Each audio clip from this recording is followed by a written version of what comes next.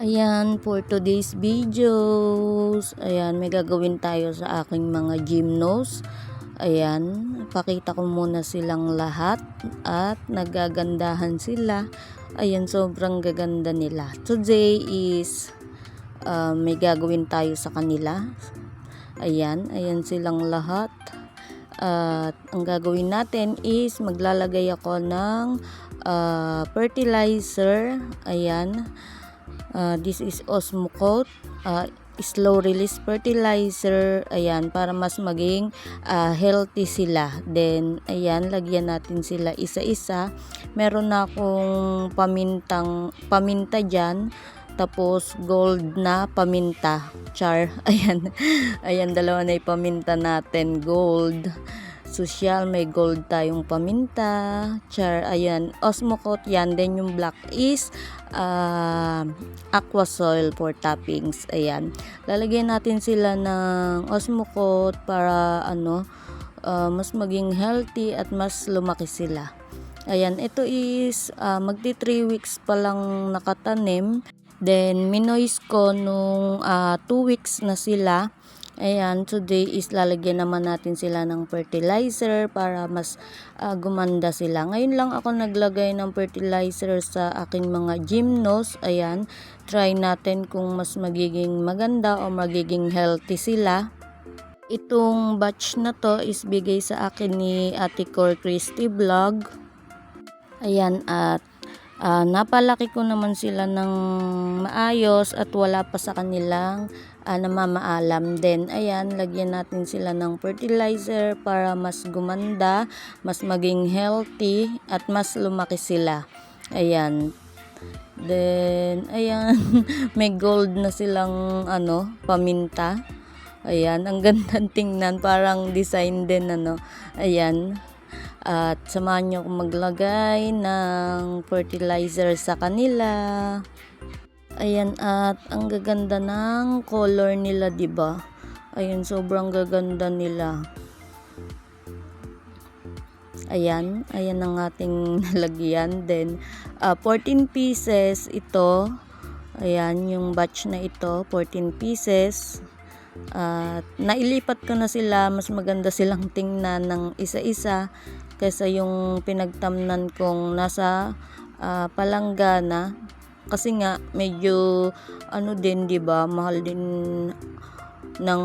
din bumili ng pots. Ayan yung itsura ng Osmocote. At ayan, mahal din bumili ng pots, lalo na pag madami, 'di ba? Ayan. Then ayan, buti na lang mayroong dumating sa ating blessings. Then ayan, at ayan, ang gaganda nila. Ang ganda ng isa na yan, no? Ang ganda ng kanyang color. At ayan, lagyan lang natin sila ganyan. Ayan, sana lumaki sila. Ang ganda nilang tingnan pag magkakamukha din yung pots na ginamit. Then ayan, ito yung last na dalawa, 'di ba? Ang ganda ng color. Ayan. Tapos pag magkakasama sila, lalong magandang tingnan. Then ayan, nalagyan na natin ang first batch. Ayan, sobrang gaganda nila, 'di ba? Ayan, nakaka-happy at ang ganda nilang pagmasdan. Nakakawala ng stress at nakakagaan ng pakiramdam. Then ito yung aking Haworthia na twirl. Ayan, ang dami na niya. Ayan, then at itong second batch, ito yung bigay naman sa akin ni Ate Daisy. Ayan, Daisy Succulent and Cacti Lover. Ayan, ito na yung bigay niya.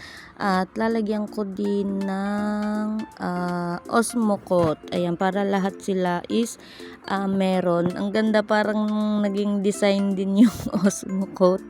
Ayan, ito is need nating i-repot. Ayan, malalaki na sila, pero mga ilang months ko pa siguro sila bago repot ulit. Sa ibang pots, ito is magpa 5 months na sa akin. Ayan, at tingnan natin kung sa 6 months is irerepat natin sila sa mas malaking pots. Ayan. At ayan sila, ang gaganda nila. Ang gaganda ng kanilang color. Ayan, ang gaganda, parang yung nagbigay. Ayan, naging design yung Osmocote, 'di ba? Ayan, tapos naubos na yung aking ibang paminta diyan. Ayan. Then, ayan, nung December sila sa akin dumating. Ayan, may date at magpa 5 months pa lang sila sa akin. Ayan, at okay pa naman sila, ala pa namang namamaalam sa bigay ni Ate Daisy at may nag-flower, meron na ding magbe-babies. Ayan, then ito yung nasa pots na dalawahan. Ayan, kasi maliit lang sila nung dumating, pero ayan, malaki na sila, mukhang need na talaga nilang ilipat. Ayan, once na after 6 months siguro, ayan, irerepat natin sila, or pag mas lumaki. Ayan, ang ganda nila, 'di ba? Ang gaganda ng color at ang healthy nila. Ang healthy nila sa rainwater.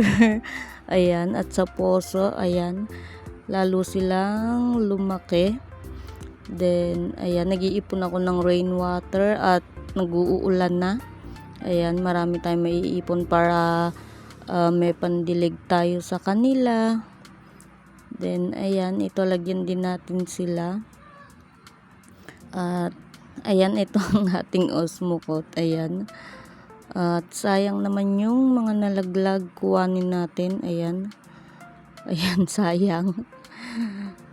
Ang pricey din kaya na tong Osmocote. Ayan, kaya kuhanin natin. At ayan, umulan kagabi at ayan, nalinis ko itong pinaglalagyan ko sa kanila.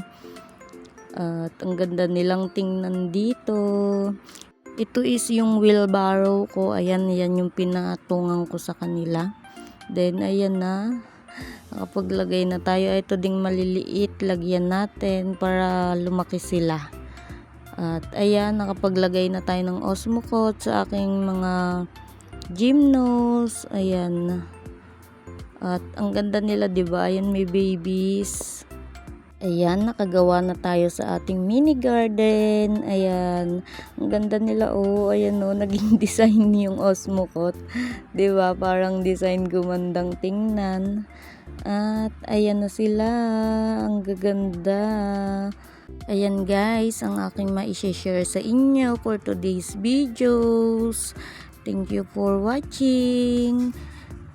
God bless us all. Bye.